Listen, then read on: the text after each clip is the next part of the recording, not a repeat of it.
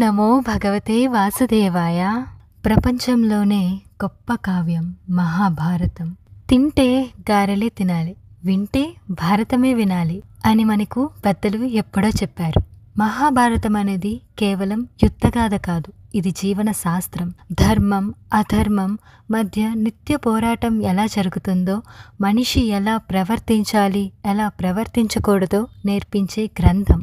మహాభారతంలోని ప్రతి కథ ప్రతి పాత్ర మనకు జీవన బోధనిచ్చే శక్తిని కలిగి ఉంది. అందుకే ఇది యుగ యుగాలుగా మనల్ని నడిపిస్తుంది. ఈరోజు నేను మీకు చెప్పబోయేది కురుక్షేత్రంలోని ముందు చోటు చేసుకున్న ఒక అపూర్వమైన ఘట్టం. అదే ద్రౌపది సత్యభామ మధ్య సంభాషణ.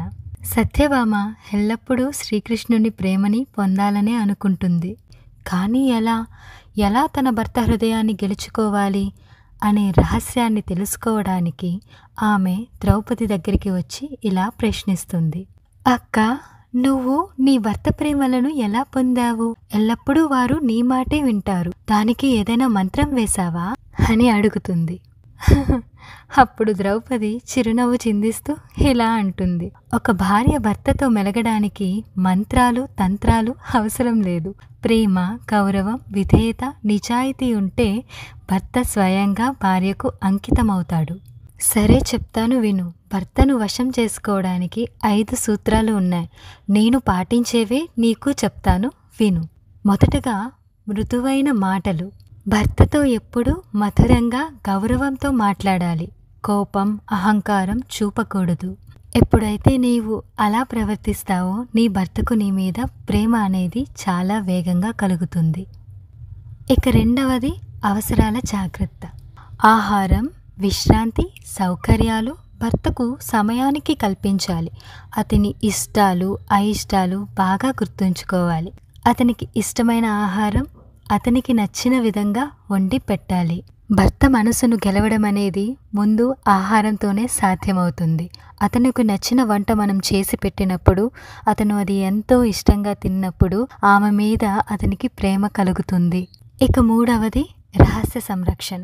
భర్త చెప్పిన మాటలు, మనసు విషయాలు ఎప్పుడూ బయట పెట్టకూడదు. అతని గౌరవం కాపాడాలి. అతను చెప్పిన ఏ రహస్యమైనా సరే నలుగురికి చెప్పకూడదు. ఎప్పుడూ నీలోనే దాచిపెట్టుకోవాలి. ఇక నాలుగవది విధేయత, నిజాయితీ. అతనిపై ఎప్పుడూ విశ్వాసం, విధేయత చూపాలి. వంచన చేయకూడదు. అతనిని ఇబ్బంది పెట్టేలా ఏదీ ప్రవర్తించకూడదు. నిజాయితీగా ఉండాలి. ఇక ఐదవది ప్రేమ, సహనం. భర్తతో మెలగడంలో సహనం ఉండాలి. ప్రేమతో, అంకితభావంతో ఉండాలి. అలా ఉన్నప్పుడే అతని హృదయం స్వయంగా భార్య వశమవుతుంది. మంత్రాలు కాదు, ప్రేమ, గౌరవం, నిజాయితీ ఉంటే భర్త హృదయాన్ని గెలుచుకోవచ్చు. అలాగే ఈ సూత్రాలు యుగ యుగాలకి వర్తిస్తాయి. ప్రేమ, గౌరవం, నిజాయితీ ఉంటేనే భార్యాభర్తల మధ్య బంధం చిరస్థాయిగా ఉంటుంది. ఇది ప్రతి గృహిణికి వర్తిస్తుంది. ఇలా ద్రౌపది సత్యభామకు వివరించింది. మరి మీరు కూడా ఈ సూత్రాలను పాటించి మీ భర్త ప్రేమను పొందండి. మరి ఈ వీడియో కనుక మీకు నచ్చినట్లయితే లైక్ చేసి మీ ఫ్రెండ్స్ అండ్ ఫ్యామిలీతో షేర్ చేసి సబ్స్క్రైబ్ చేసుకోవడం మాత్రం మర్చిపోకండి. మరింకెన్నో మంచి మాటలతో మంచి కథలతో మీ ముందుకు మళ్ళీ వస్తుంటాను. Thank you guys.